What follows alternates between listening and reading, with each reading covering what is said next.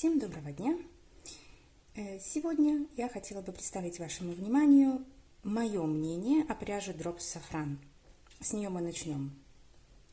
Опять же, хотела бы повторить, что это именно мое мнение.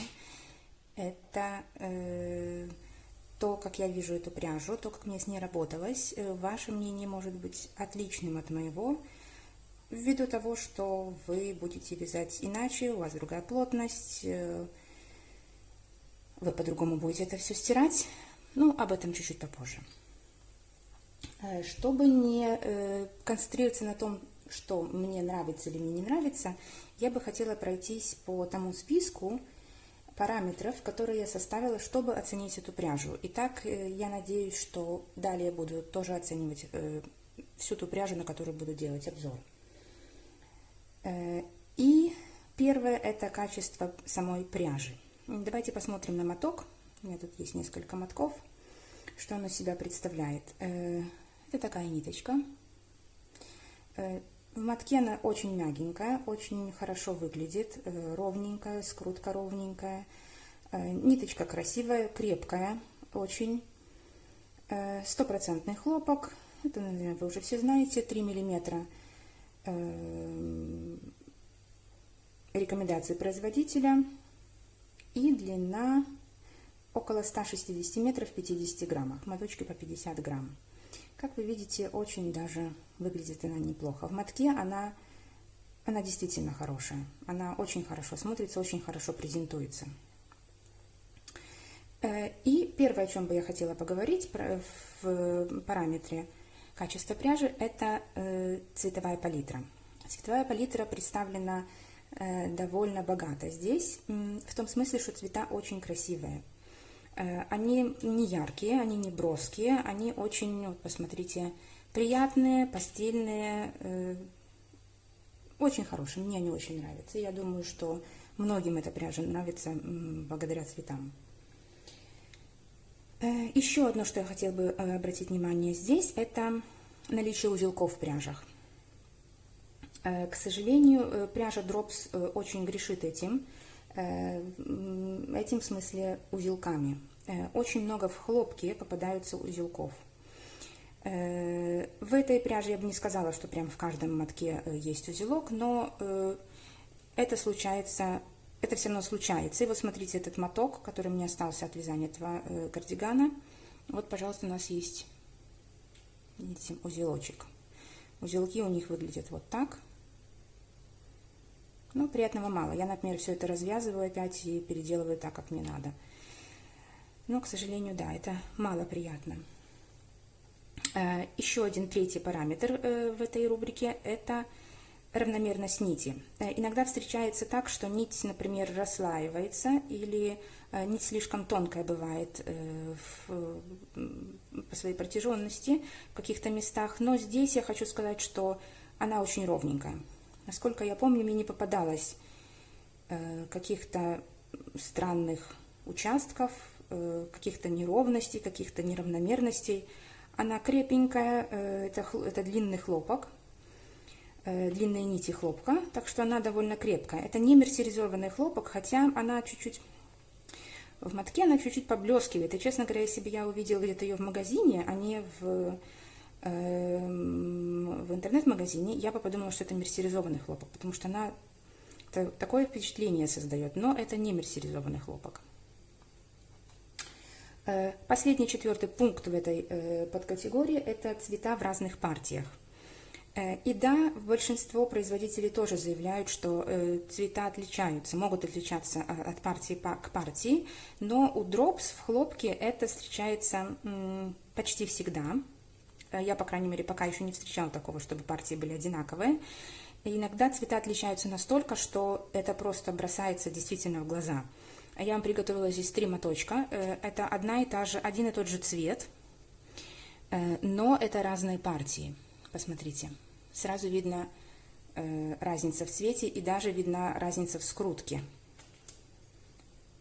Видите, это два моточка одной партии, и это один моточек другой партии. Очень бросается в глаза. То есть, конечно же, в изделии это будет очень-очень заметно, к сожалению. Следующая рубрика – это качество узора. Здесь мы будем оценивать то, как ложится эта ниточка в лицевой глади, как она ложится в резинке и в каком-то еще узоре. Что я хочу сказать о лицевой глади? Лицевая гладь мне первый раз вообще за работу с хлопком мне очень не понравилась. Я вам приведу пример этого свитера. И посмотрите, пожалуйста, какая здесь у нас неровность. Да, можно было бы, конечно, сказать, что руки кривые и так далее, но по сравнению с другими хлопками, которые я вязала, с другими видами хлопка, даже дропсовского, это просто какой-то кошмар, если вы видите. Может, далеко так не видно, но сблизи, посмотрите, особенно вот так, если сделать, то очень видно эта неровность. То есть мало того, что это рядность, оно еще какое-то такое, ну, оно дырявое. Несмотря на то, что я вязала это, видите, какие петли? Я вязала это на 2,5, а производитель рекомендует 3, но я начала на 3 вязать, и это было какое-то решето. Это было, ну, очень некрасиво. Поэтому я перешла на 2,5, но и на 2,5 это нехорошо выглядит.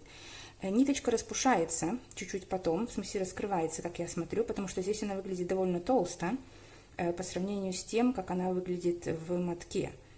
Но все равно, видите, дырки не закрыты, есть, вон, посмотрите даже, несмотря на то, что это 2,5, насколько это все связано, какая вязка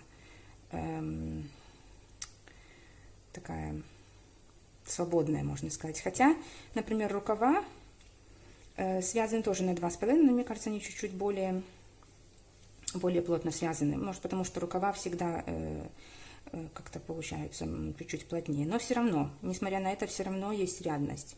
В изнанке у нас это выглядит так. В изнанке тоже не очень красиво. Видите? Тоже как-то так. Не совсем. Вот, поэтому пункт за лицевую гладь я бы здесь не дала, и я бы не рекомендовала вязать эту пряжу в лицевой глади. Второе, косит, не косит лицевая гладь. Очень часто, ну не очень часто, особенно в бобинной пряже, которую я, кстати, никогда не пробовала, но из того, что я вижу, она иногда косит. Может, потому что там какая-то скрутка особенная, но здесь скрутка нормальная, и пряжа не косит в глади, так что здесь придраться, конечно, не к чему. Извините. Теперь мы переходим к узору. Первый у нас узор это будет резинка. Резинку она не держит вообще, абсолютно. То есть, если после стирки еще более-менее там какой-то намек на резинку есть, вот, например, здесь, да, можно подумать, то потом, после первой же носки, это просто растягивается, это не получается ничего красивого. Так что здесь пункт я не дам за это. Еще одно. Выравниваются ли петли узора после стирки? Нет, здесь в данном случае это не выравнивается, но если мы посмотрим на другой узор, посмотрите, здесь все, можно сказать, выровнялось. В принципе, здесь и было и до стирки все точно так же. После стирки она никак не изменяется, кроме как параметров. Но узор сам так и остается, какой есть. В этом узоре, пожалуйста, эта пряжа выглядит намного лучше, по-моему. И это тут у нас вафля, в узоре рис, я думаю, тоже она будет хорошо смотреться. Здесь у нас резинка 1 на 1, она смотрится лучше, но пусть это вас не сбивает с толку, потому что это только что постиранный свитер, я его, кстати, даже не гладила, поэтому это выглядит, что резинка держится, но она не держится. После первой и второй носки она сразу же разойдется и будет очень широкой. Так что с узором, да, лицевая гладь нет. Следующий параметр, который я хотела бы оценить попунктно, это ВТО. Как происходит ВТО. И тут я хотела бы сказать кое-что. Как бы здесь я даю свою личную оценку, потому что я чуть-чуть по-другому стираю эти все изделия от того, как рекомендует производитель, потому что производитель нам рекомендует, где-то он там нам внутри что-то рекомендует, давайте посмотрим. Он нам рекомендует стирать при 40 градусах, кладить на 2 точечки, не выжимать в машинке, ну и так далее. Конечно же, ручная стирка. Но я, ввиду того, что я вяжу большинство своих изделий, да, в принципе, все свои изделия, кроме шапки для меня и безрукавки для папы, вяжу для ребенка, это мальчик, да-да, это тоже для мальчика, он сам такой цвет захотел. И поэтому стирка ручная практически каждую неделю после песочниц, после грязи, после всего, в моем случае просто-напросто не входит в расчет. Поэтому я стираю все свои изделия при 60 градусах в машинке, в абсолютно нормальном режиме, как и джинсы, как и все остальное. Единственное, что я кладу все это в мешочек. Обязательно, потому что это может все растянуться, кончики вытянуться, выйти, и это может печально закончиться. Так что в мешочке, но абсолютно больше никаких специальных каких-то манипуляций с этим. И плюс для этой пряжи в том, что машинную стирку она выдерживает очень хорошо. Этот свитер постиран, по-моему, 2 или 3 раза. Это более новое изделие. Этот свитер постиран уже, наверное, раз 5. И он уже носился хорошо, довольно долго. Так что, как видно, с пряжей ничего не случилось, и она очень хорошо такую стирку выдерживает. Так что плюс ей за это. Следующие 2 пункта я даю за изменение параметров после стирки, после ВТО. То есть ширина и длина. В длину мое изделие, вот это вот, оно село практически на 2 сантиметра, может даже чуть больше. Точно уже не помню, но село хорошо оно. В ширину, в данном случае мне трудно это оценивать, потому что это резинка. То есть она резинка ломаная, правда. Она может гулять, и поэтому могут изменяться параметры. Но, по-моему, она расширилась или выгладилась, можно сказать, на 1 сантиметр. Потому что я сначала думала, что она будет слишком узкая для ребенка. С этим свитером, по-моему, тоже оно чуть-чуть подсело в высоту.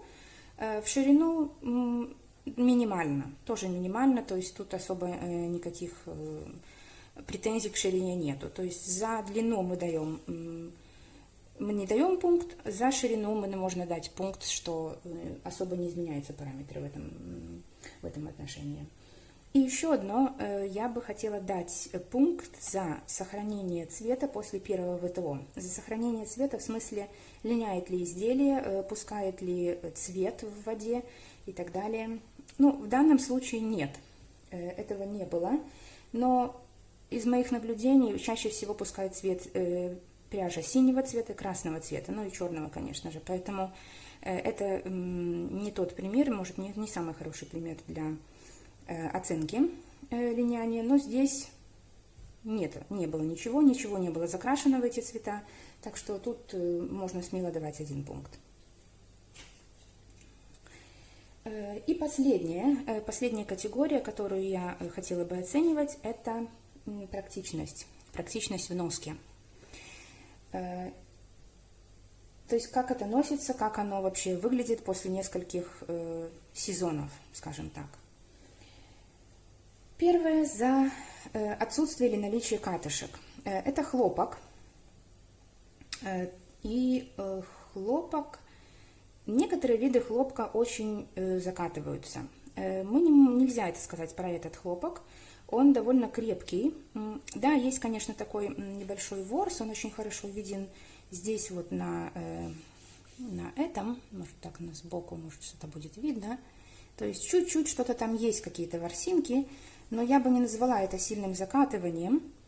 То есть даже машинкой, по-моему, это нельзя еще убрать. Может, конечно, через год или когда-то там оно закатается до такой степени, что можно будет убирать это машинкой, но с хлопком бывает хуже ситуация, так что я здесь дам все-таки плюс этой пряжи.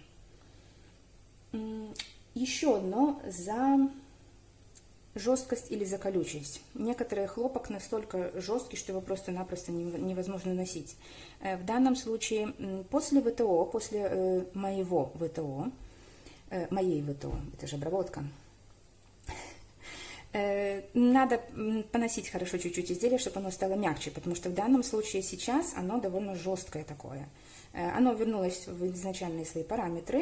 Если оно чуть-чуть поносится, оно чуть-чуть разносится еще и станет чуть-чуть мягче. И полотно будет довольно пластичным, эластичным и мягким. То есть здесь я могу дать спокойно пункт, тут претензий к этому нету. За сохранение цвета, следующий параметр, за сохранение цвета со временем. Вообще не изменяется цвет в данном случае. Как я говорила, это изделие было несколько раз стирано. Вот это последний моток, который остался от этого изделия. Это 5-й моток начатый. И, как вы видите, цвет такой же. Абсолютно такой же, ничего с ним не сталось, несмотря на машинную стирку, несмотря на отжим довольно такой интенсивный. Я ставила на 900 оборотов. Так что все прекрасно сохраняется.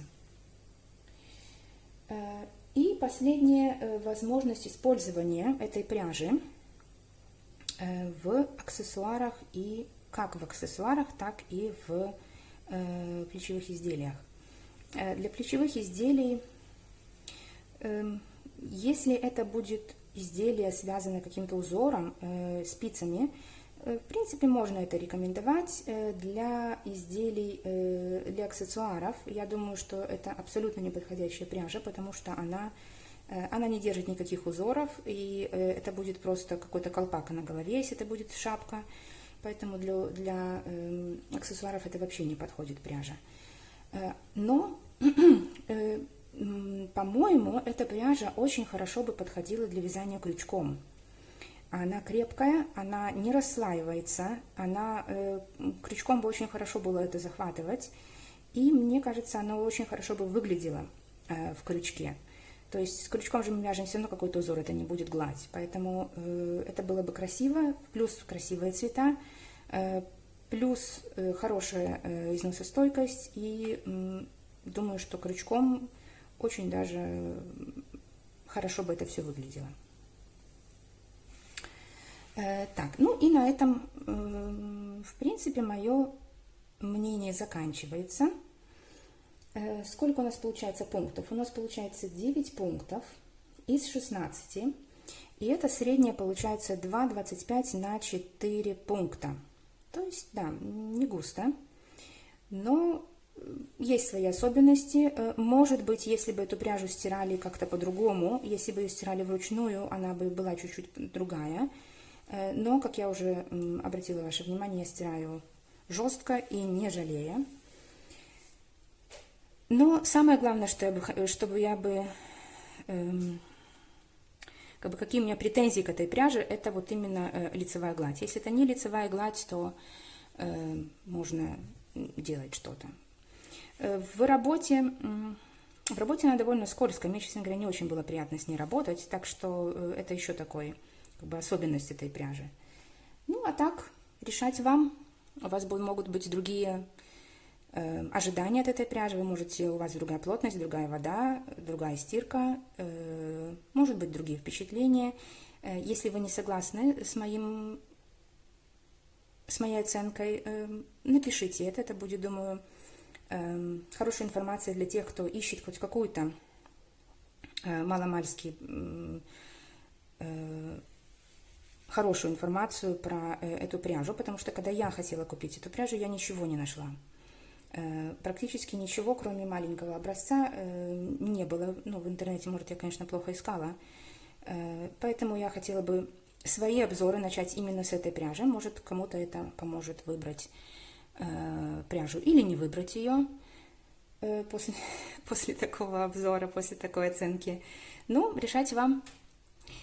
Спасибо большое за внимание и до новых встреч!